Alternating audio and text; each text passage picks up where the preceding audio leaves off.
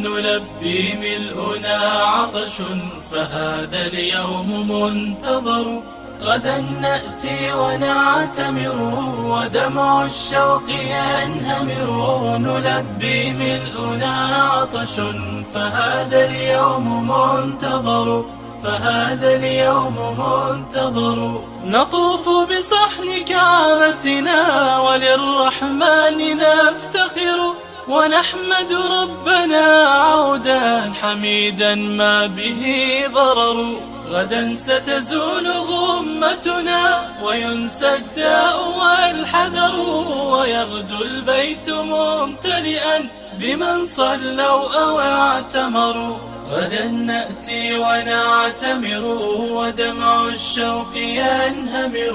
نلبي ملؤنا عطش فهذا اليوم منتظر. غدا نأتي